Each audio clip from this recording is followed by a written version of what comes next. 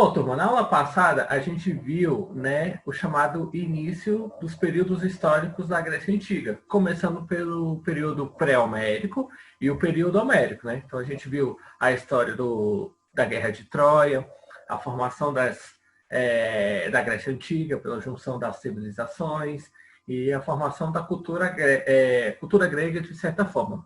Bom, na aula de hoje a gente começa a ver então outros dois períodos, né? Da história da Grécia Antiga. A gente viu que são 5 na aula passada, né? Período pré-homérico, homérico, arcaico, clássico e helenístico, né? São esses 5 períodos da história da Grécia Antiga. A gente já viu o período pré-homérico, a gente já viu o período homérico, a gente vai ver agora na aula de hoje o período arcaico e o começo do período clássico. Só que o período clássico a gente vai continuar ainda na próxima aula da semana que vem, tá bom? Então vamos lá, mais sem delongas, os períodos arcaico e clássico da Grécia Antiga, aula 1. Pode ver que no slide já botei até aula 1 para vocês não se perderem, tá bom? Bom, começando pelo período arcaico. O que vai acontecer no período arcaico? Ele é o período da história entre os séculos 7º e 5º a.C., ou seja, de 700 a 500 anos antes de Cristo. Lembrando uma coisa, sexto-ano, vocês lembram que os anos antes do nascimento de Cristo, eles vêm decrescendo, né? Eles não é que eles crescem, eles decrescem até o ano 0, e aí a partir do ano 0 é que eles crescem. Então, por isso que a gente, a partir do nascimento de Cristo, no ano 0, a gente conta 1, 2, 3, 4, 5, até o ano atual, 2020, né? Os anos anteriores, eles estão passando, decrescendo, né? Então, é de 700 a 500 anos antes de Cristo, o período arcaico, que é marcado pela destruição das primeiras cidades. A gente viu na aula passada a formação das primeiras cidades. No período arcaico, elas vão ser destruídas. E também vamos ter a extinção das antigas monarquias por causa da invasão dos dórios, um daqueles povos indo-europeus que vão invadir o território da Grécia Antiga. Então, os dórios vão chegar, vão invadir e vão destruir várias cidades, extinguindo várias monarquias dentro daquele contexto, tá bom? Os gregos, então, criaram, né, vão dar início a novas cidades-estados, governadas, então, por assembleias de aristocratas. Polis. E aqui vem um conceito importante da Grécia Antiga, tá, turma? A polis grega. A polis grega é a cidade-estado da Grécia Antiga. O que é uma cidade-estado? Cidade é uma cidade, né? Tipo, Valparaíso é uma cidade, Novo Gama é uma cidade, o Gama é uma cidade, Santa Maria é uma cidade, só que juntas elas pertencem a algum lugar. Por exemplo, o Valparaíso e o Novo Gama pertencem ao estado de Goiás, né? Gama, Santa Maria pertencem ao Distrito Federal. Então, elas não meio que são independentes. Elas, na verdade, fazem parte de um mesmo governo. Na Grécia Antiga, cada uma das cidades-estados, elas eram independentes entre si. Era como se Valparaíso fosse meio que um estado e o Novo Gama fosse um estado. Mas juntos formavam o estado de Goiás. Mas cada um tinha as regras próprias, as leis próprias. Então, tinha alguns costumes próprios de cada uma dessas cidades-estados. Então, o que a gente pode falar dessas polis? É a questão da autonomia política que cada uma delas tinha. Cada uma eram independentes entre si. Uma não dependia da outra para existir, para fazer as coisas, dar início, então, fomentar e criar as coisas dentro daquele período, né? Então, por volta do século VIII, né, antes de Cristo, o crescimento demográfico dos gêneros deu origem a outra formação organizacional. Ou seja, a população da Grécia Antiga ela estava crescendo, estava se expandindo, né? E por causa dessa expansão, nós vamos ter uma nova forma de organização social, as cidades-estados chamado de polis pelos gregos, tá bom? E é por isso que esse conectivo polis, né, que significa cidade-estado, ele vai ser perpetuado em nome de várias cidades até os dias atuais, né? Por exemplo, Florianópolis, Pirinópolis, Anápolis. Tem várias cidades do Brasil hoje que no nome delas tem polis, porque polis é o conectivo de cidade na Grécia Antiga. Então, cada uma cidade-estado, cada polis grega, eles eram independentes entre si dentro daquele contexto histórico, tá? O surgimento, então, da polis ele é explicado em parte pelas condições geográficas da Grécia Antiga. O território da Grécia Antiga ele era muito, vamos dizer assim, muito extenso. E a área, ele não era, como é que se fala? A área, o território da Grécia Antiga, ele não é propício a grande agricultura. Então, vai favorecer, por causa do relevo montanhoso e um solo bem pobre, né, para você poder fazer agricultura, a população grega, então, ela vai se concentrar em vales, onde as condições para a agricultura eram mais favoráveis. Então, dentro daquele contexto, né, cada cidade-estado vai procurar recursos, formas de fomentar a alimentação, a agricultura dentro daquele contexto, tá bom? Pessoal, é o seguinte, alguém está ligando o microfone, e aí eu pedi para vocês desligarem o microfone, né?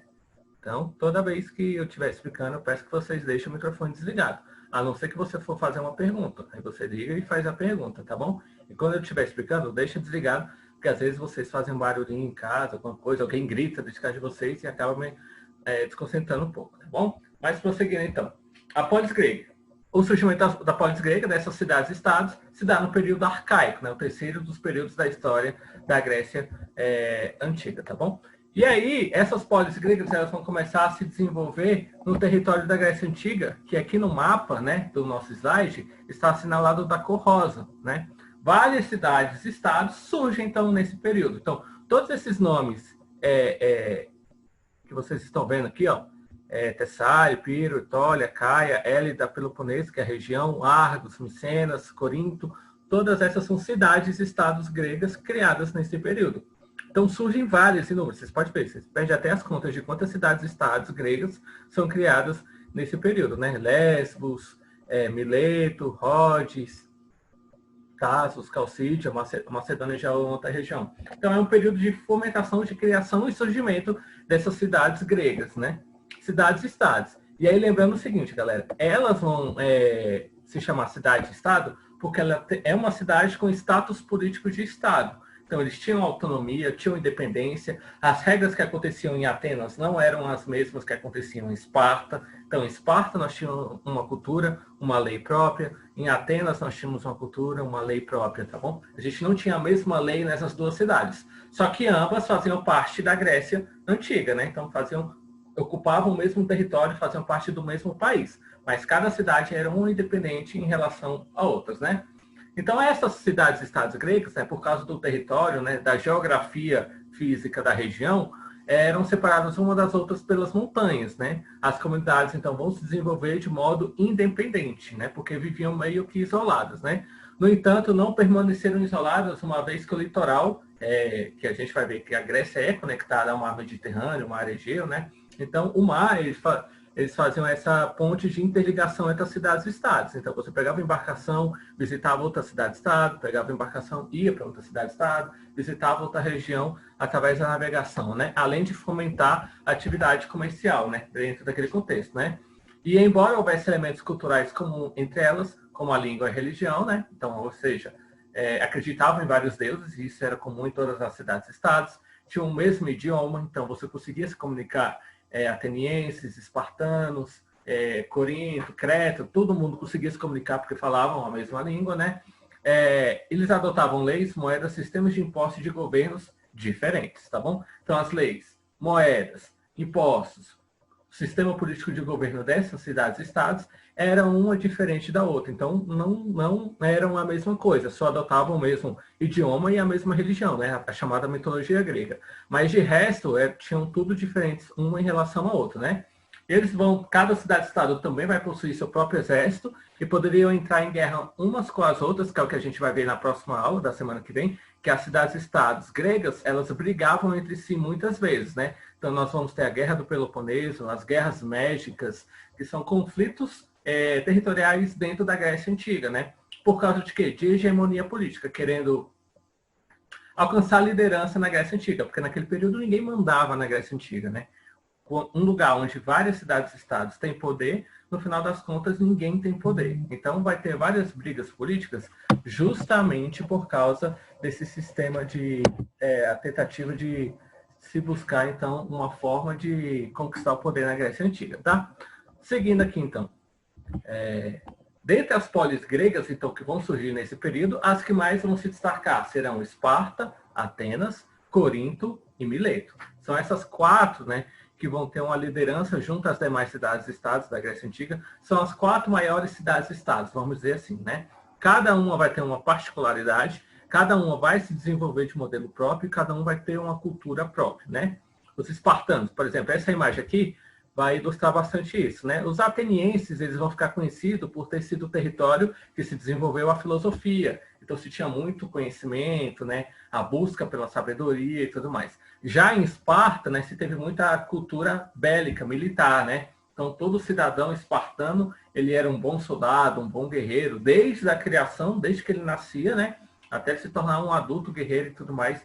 Toda a vocação militar em Esparta era para isso, né? E Corinto e Mileto são cidades-estados estratégicas, né? Porque como ficavam conectadas ao mar, ficavam entre a Ásia e a Grécia, né? Então eram interpostos comerciais muito importantes. Em Mileto, por exemplo, que vai surgir Tales de Mileto, considerado o primeiro filósofo da Grécia Antiga, tá bom? Vocês têm filosofia, né? Tem. A tia já deve ter falado com vocês alguma coisa do tipo, né? Vai seguindo aqui, então. O período clássico. Então, ou seja, aqui acabou o período arcaico. O que aconteceu no período arcaico? Surgimento das cidades-estados, tá bom? Onde vão se destacar Esparta, Atenas, Corinto e Mileto. São essas 4 cidades-estados que mais vão se destacar. Professor, É isso que acontece no período arcaico. Oi? aqui está dizendo que a aula já está acabando. Está aparecendo aqui para mim. Acabando? Não, mas o tempo é 40 minutos. Agora que tem 17. Esquenta não. Não tá aparecendo pra mim, não. Vai acabar não, tá? Quando acabar, aparece aqui para mim, eu aviso a vocês, tá bom? Vamos lá, seguindo então. O período clássico. Só lembrando o seguinte, então, o período arcaico, nós temos a formação da Grécia Antiga, e agora nós temos o período clássico, né? Formação do que eu falo das cidades-estados da Grécia Antiga. O período clássico é o período que essas cidades-estados, elas vão conseguir o auge do seu desenvolvimento, né? É o ápice do desenvolvimento. Ainda mais porque é nesse período clássico, né, que vai do século V ao século IV a.C., que é marcado pela consolidação então, das cidades-estados e do auge da cultura grega. Quando eu falo cultura grega, a gente está falando de escultura, arquitetura, literatura, teatro, né? Então, dentro desse contexto, como a gente fala que é o auge e a consolidação da Grécia Antiga, a gente destaca 2 cidades-estados importantes. Em Atenas, nós temos a Assembleia da Polis, foi aberta aos plebeus pobres, né, marcando assim o nascimento da democracia. E em Esparta, né, nós temos essa potência militar, disputava a hegemonia com os atenienses, gregos unidos derrotaram os persas, mas depois lutaram entre si. Isso é um pequeno resumo do que a gente vai começar a discutir na aula de hoje e na aula da semana que vem. Tá bom? Então, a gente vai debater Atenas, que é conhecido muito pela Acrópole e tudo mais, pelo desenvolvimento filosófico, né? E os espartanos, que eram conhecidos como hábeis guerreiros, né, militares da Grécia Antiga. Então, o período clássico é o período de desenvolvimento, né, do auge da consolidação dessas 2 cidades-estados, Esparta e Atenas, né? Como são 2 conteúdos extensos, sobre Atenas a gente vai discutir na aula de hoje, Esparta a gente vai discutir na semana que vem. Semana passada eu pedi para vocês fazerem no caderno de vocês um pequeno resumo sobre essas 2 cidades-estado, né? O que foi Atenas, o que se desenvolveu em Atenas e o que se desenvolveu em Esparta, né? Quem fez um bom resumo, né, já vai entender boa parte da minha explicação de agora. Quem não fez, além de estar devendo ainda uma atividade, então tem que fazer e me mostrar, atente-se ainda mais agora na explicação para entendermos o que foi Atenas e o que foi Esparta, tá bom? Então vamos lá, a Polis de Atenas, né? A cidade-estado de Atenas vai ser fundada pelos jônios na planície da Ática, né? Lembra, são 4 povos que dão origem à Grécia Antiga, né? Aqueus, Eólios, Jônios e Dórios. Os jônios são responsáveis pela criação da cidade-estado de Atenas, né? Ela vai surgir ali próximo ao mar Egeu. Atenas era uma das principais polis do mundo grego, né? Dentro daquele contexto, né? Ela vai ser inicialmente governada por uma elite de grandes proprietários de terras, né? Ou seja, as pessoas ricas, grandes fazendeiros, entre aspas, assim, do mundo grego antigo, né? E a polis ateniense vai desenvolver uma forma de governo que não permitia, né, a participação de todos aqueles que eram considerados cidadãos, né? Por que eu vou ter um não, né? Porque a gente vai ver que muitas das pessoas dentro daquele contexto de Atenas eram excluídas do sentido de cidadão. Nem todo mundo que vivia em Atenas era considerado cidadão, e a gente vai ver. Então, só quem era cidadão é que podia participar das decisões políticas das cidades, tá bom? Da cidade nesse contexto, né? Isso vai começar a acontecer, então, por volta, no sentido do século VI a.C., quando Solon, legislador e membro da aristocracia ateniense, vai realizar reformas nas leis da cidade, tá bom? Entre outras questões, né, Solon, então, ele vai abolir a escravidão por dívidas e vai criar a eclésia dentro da cidade-estado de Atenas, né? O que era a eclésia? Eclésia era a Assembleia Popular.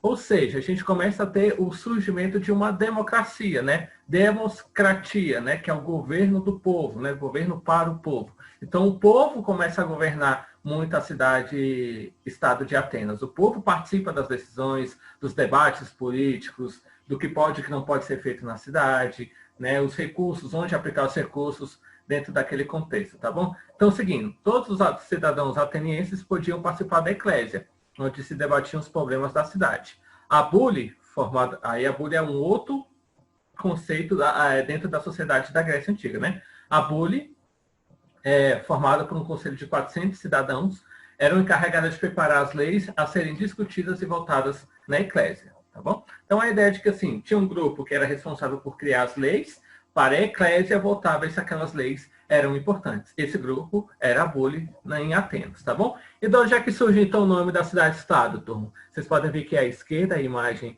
de uma das deusas da mitologia grega, a deusa Atena, deusa grega Atena, né? Que na mitologia romana, né? Roma antiga vai ser chamada de Minerva, tá bom? É a divindade da sabedoria, inteligência, do senso de justiça e das artes. Tá bom? Então, por isso que ela até carrega uma coruja com ela, tá bom? Que coruja é considerado o símbolo da sabedoria e tudo mais, né? Então, ela era, dentro da mitologia da Grécia Antiga, ela era filha de Zeus, um dos principais deuses da mitologia, né? Era protetora dos heróis, arquitetos, tecelões, poetas e filósofos, tá bom? Então, resumindo, Atena, era chamada deusa da sabedoria, por isso que ela que vai batizar o nome da cidade-estado de Atenas, tá? Seguindo então, aqui dentro do mapa, vocês vão ver que Atenas surge bem aqui ao sul da Península do Peloponeso, essa região aqui, tá bom? Então, é conectado ao mar também, assim como Esparta, a gente vai ver na próxima aula, também é conectado ao mar. E aí é por causa disso, né, dessa ligação com o mar e tudo mais, que serão duas importantes cidades-estados dentro do contexto da Grécia naquele período, né? E aí em Atenas nós vamos ter então a fundação da chamada democracia, né? Democracia a gente fala que é quando as pessoas, a população participa das decisões políticas, né? O Brasil é uma democracia? É uma democracia. Não é o mesmo tipo de democracia que surgiu na Grécia Antiga, mas é uma democracia, pois nós votamos, né, no presidente, votamos para governador, votamos para senadores, a gente tem voz, se a gente quiser propor leis, a gente pode escrever uma cartinha lá para o Congresso, lá propondo uma criação de leis, que pode ser apreciada ou não por eles, tá bom? Então, querendo ou não, a nossa política no Brasil, ela também é democrática nesse sentido, tá bom? Então, depois das quedas dos tiranos, que foi um tipo de governo próprio em Atenas, né? Clístenes vai ser um dos líderes da reação contra a tirania. Decorem esse nome, tá bom? Clístenes, né? Ele vai assumir o governo de Atenas e vai realizar diversas reformas que instituíram a chamada democracia, porque ele vai eliminar a divisão política da sociedade ateniense com base na riqueza e vai estabelecer a igualdade de todos perante a lei, né? De todos os cidadãos. Porém, nem todo mundo é considerado cidadão e a gente vai ver já já isso, tá? Também aumentou o número de integrantes da bule de 400 para 500 e criou uma lei que um cidadão que ameaçasse a democracia, ele poderia ser punido com o ostracismo, que é o quê? O exílio. Você era expulso de Atenas por 10 anos, tá bom? E aí você, depois de 10 anos, poderia retornar caso você fizesse alguma coisa que atentasse à democracia ateniense, né? Na democracia ateniense, só eram considerados cidadãos, e aqui é um ponto importante da nossa aula, tá bom? Só eram considerados cidadãos os homens livres, maiores de 18 anos, filhos de mãe e pai ateniense. Ou seja, o sentido de cidadão ateniense ele era bem restrito. Eram só homens, ou seja, pessoas do sexo masculino, cujo pai e mãe tivessem nascido em Atenas, tá bom? Em Atenas, além de homens e mulheres, ou seja, então as mulheres não eram consideradas cidadãs em Atenas, tá bom? Nós também tínhamos os metecos e os escravos, né? Os metecos eram estrangeiros, né, que viviam em Atenas, estrangeiros que a gente fala que é de fora de Atenas, tá bom? Poderia ser um espartano, poderia ser de outra cidade, ou poderia ser de outro país, tá bom? Viesse da Macedônia, da Pérsia, né? De outro lugar nesse sentido, né?